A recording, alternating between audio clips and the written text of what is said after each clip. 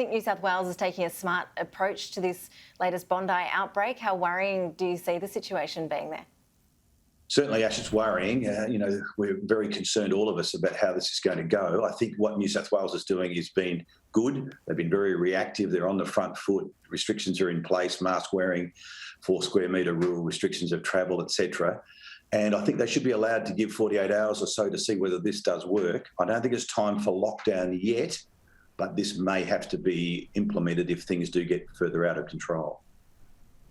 Yeah, some experts are suggesting that lockdown's inevitable at this point.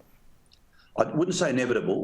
We've got 31 cases, and a lot of them are known secondary transmission. There are 4 or so that are unknown at this stage, and we've got dealing with the Delta variant. So, yes, we're being very careful, or they are being careful to be more correct. But I wouldn't contend that lockdown is necessary at this stage, but that may change in the next day or two, I agree. Tell us a bit more about the Delta variant. It seems like New South Wales health authorities are increasingly concerned about the nature of this variant and just how easily it seems to be spreading between people.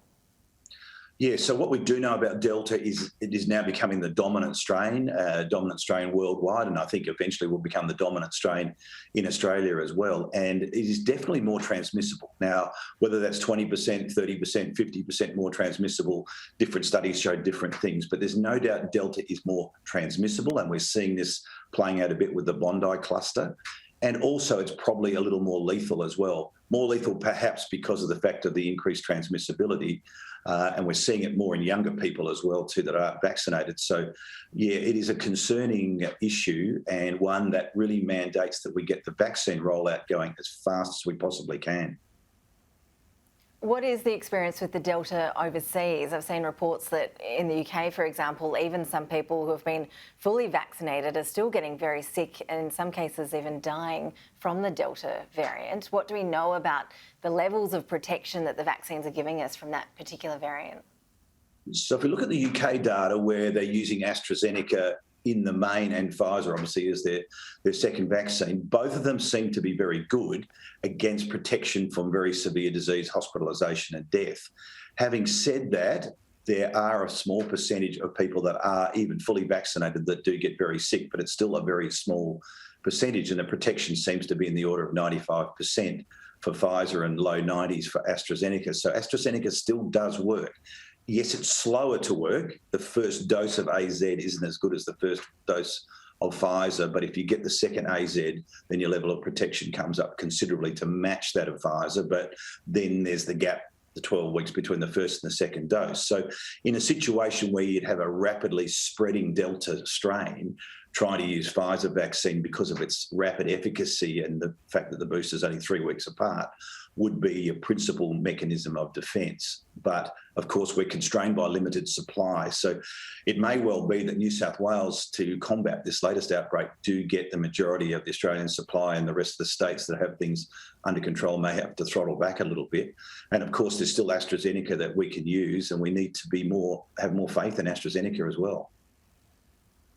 Well, on the broader vaccine rollout, Dr Golledge, what is your assessment of where we're at today and how we're progressing?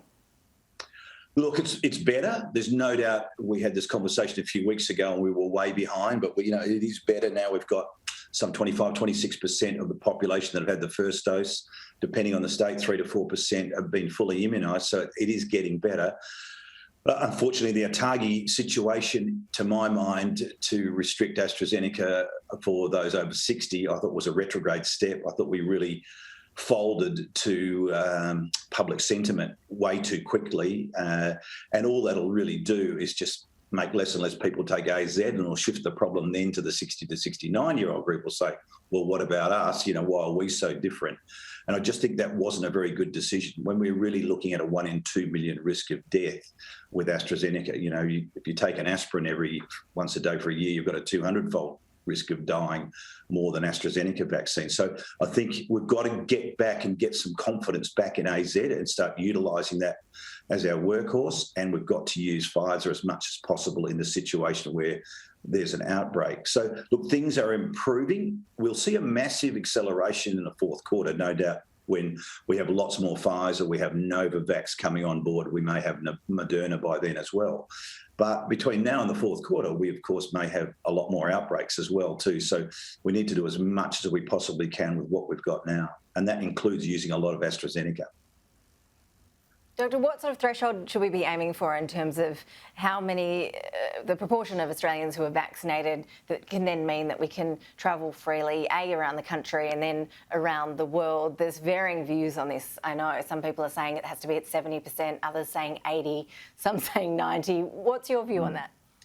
Look, the simple fact is none of us know, really. It's probably going to land around about the 80%.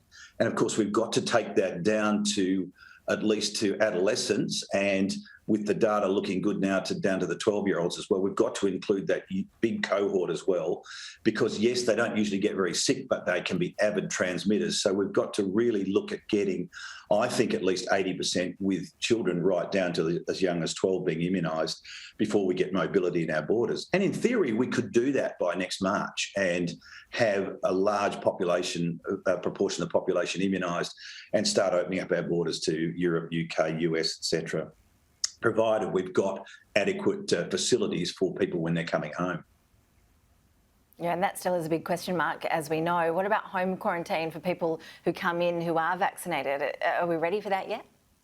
Look, I think we are. I think what we could do is if people are fully immunised, they've got their certificate, they've come from a low-risk country, they're perfectly well, they have a rapid COVID test before they board an aircraft, they have another one when they get into Australia, and we can have a monitoring system, perhaps a bracelet or something like that, then this is the situation when those people could go to a home quarantine situation.